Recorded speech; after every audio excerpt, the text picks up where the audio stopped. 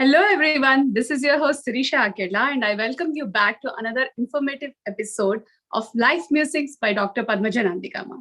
Dr. Padmaja is a psychology faculty, life coach, motivational speaker, and also an academic advisor. She will today weigh in on attention deficit hyperactivity disorder, better known as ADHD. How does this disorder impact children, and what should the parents know? Thanks so much for being here, Dr. Padmaja. You're welcome. How are you doing today? I'm doing good. Looking forward to talking about an exciting topic as usual. Yeah. So I'm glad to have you here. Mm-hmm. And let me start off by asking this question. How do you explain ADHD?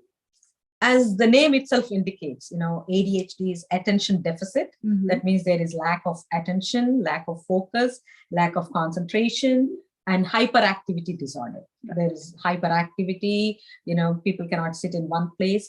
So, you see this diagnosis done in students and young children.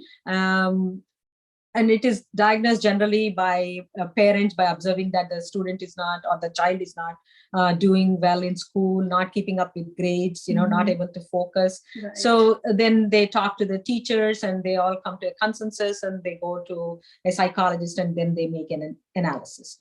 ADHD is of two types. One is inattentive, where they're not able to focus, they're not able to concentrate, they cannot follow the instructions, they cannot complete a task, they lack focus, basically. So they're not paying attention, inattentive. That the second type is hyperactivity. Okay. Hyperactivity is they cannot sit still, they're constantly fidgeting, they're making inappropriate motor movements like climbing chairs and running around. So that is hyperactivity. Okay. So, and there is a third type, which is a combination of inattentive and hyperactiveness put together. The inattentive type is generally seen in girls more often than boys, and the hyperactivity type is seen in boys. Yeah. So this is seen like both in adults and in children too. Yeah. So is it genetic or is it more environmental?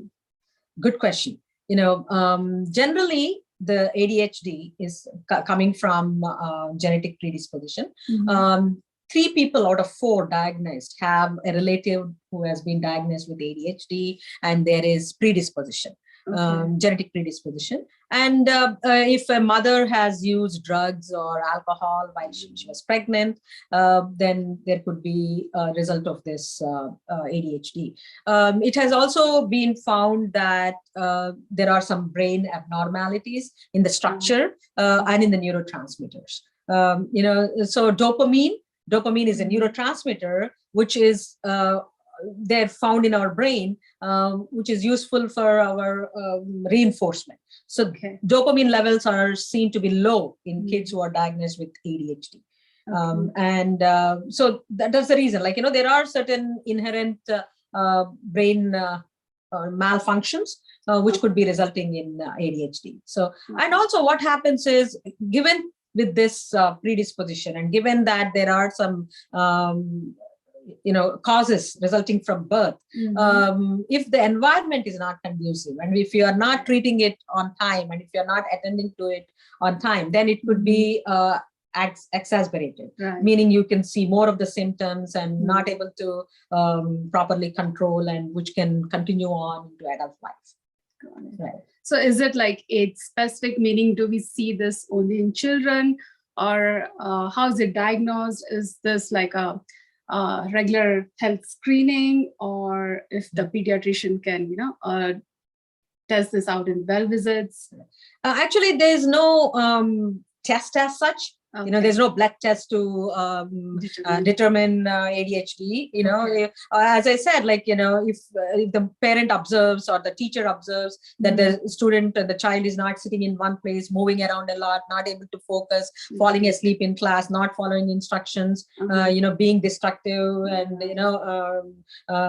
not staying on track, then they together come to a consensus, and then they go to a doctor, and then the doctor comes up with a diagnosis that they have ADHD.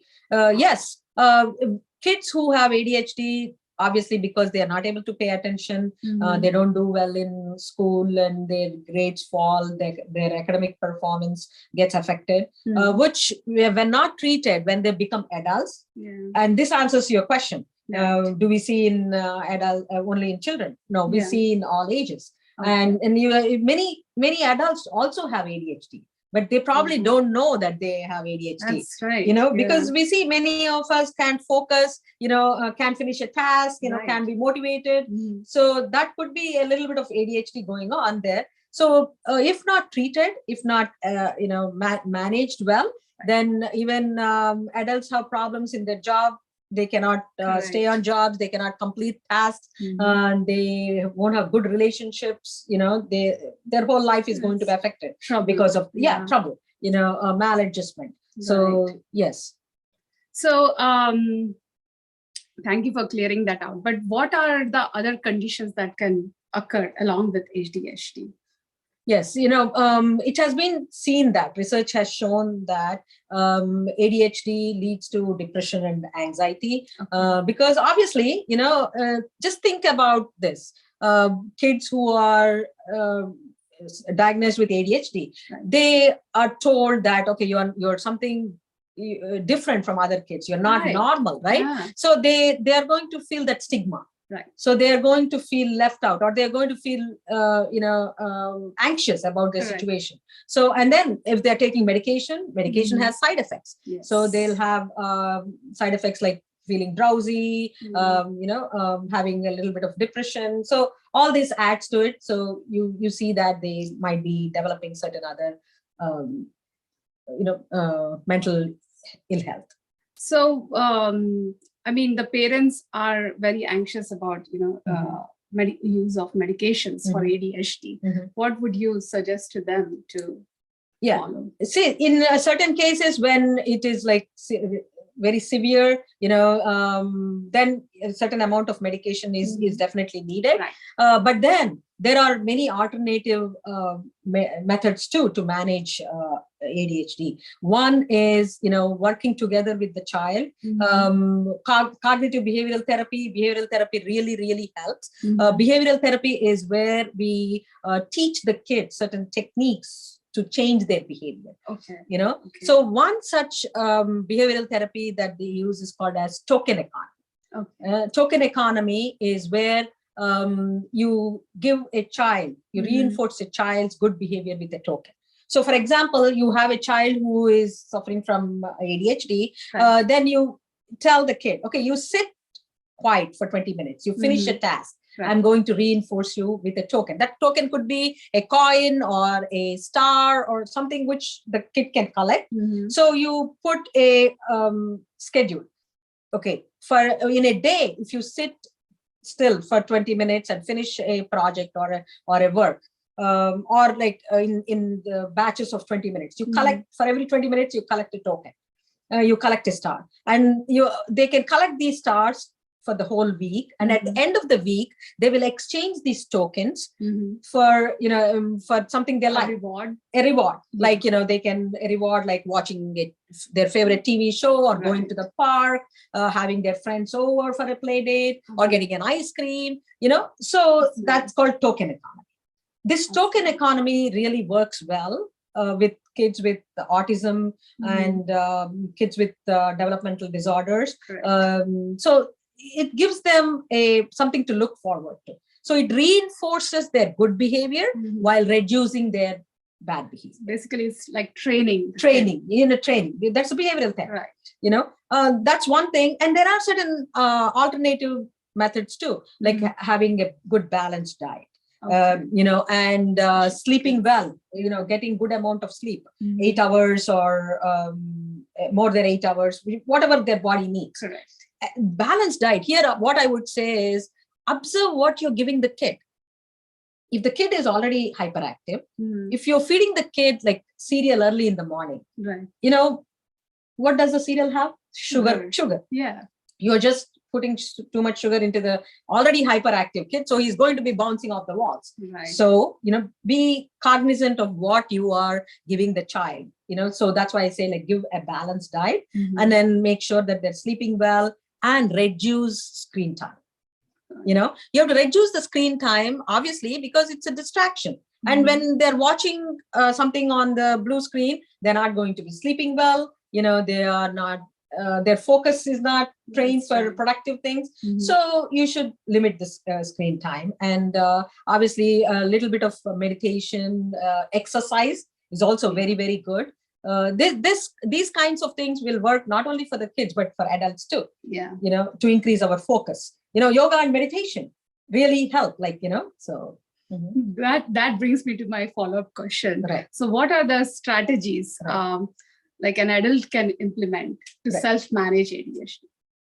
As I said, yoga meditation is a good thing. Yeah. Don't you think so? Yes. And another thing is neurofeedback.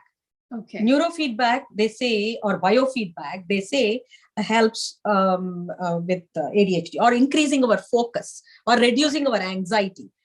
It's nothing but meditation. Okay. In biofeedback, the principle behind biofeedback is they are taking your body message and feeding it back to your brain.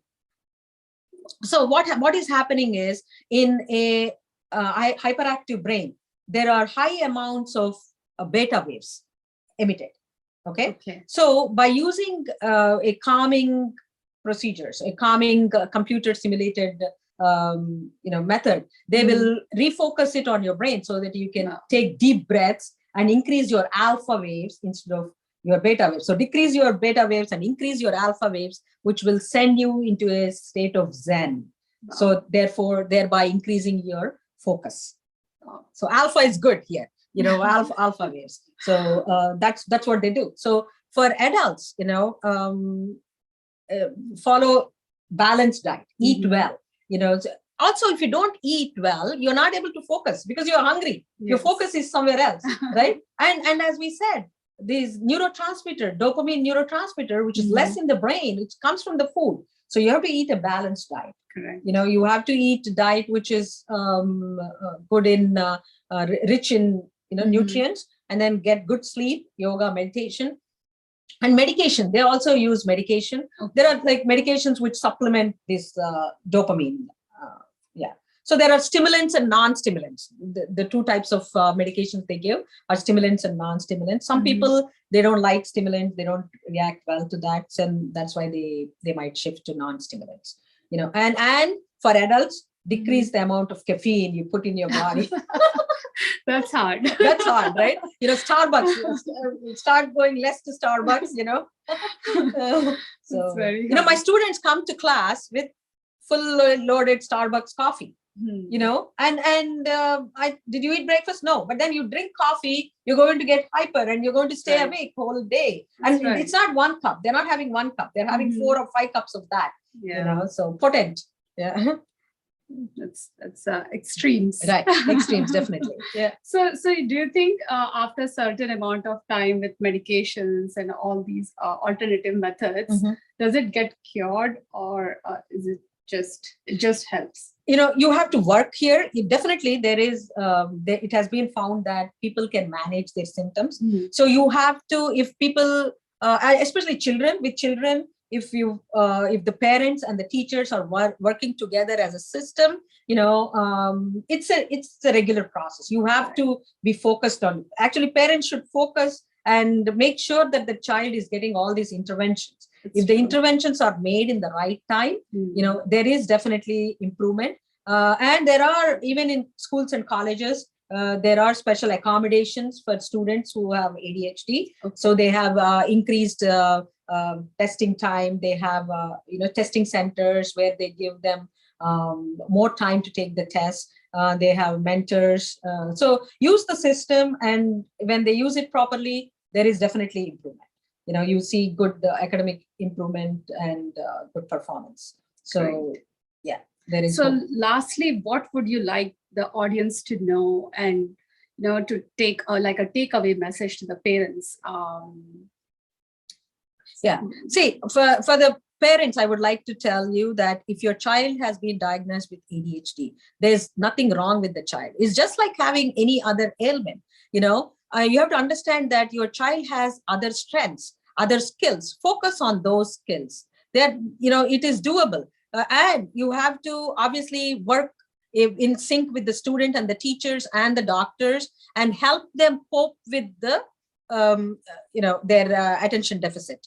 As I said, don't make the child feel bad, or they know that they are lacking in certain aspects of their abilities. So if you work with the psychologists or work with the teachers, work with the your child, it is definitely, you can see a lot of improvement. So I would advise, and I would suggest to the parents that it is not the child's fault, or it is not your fault, and it is definitely not a chronic problem. It is a repairable situation, and if taken proper measures and preventive measures, we can definitely improve their performance and their life.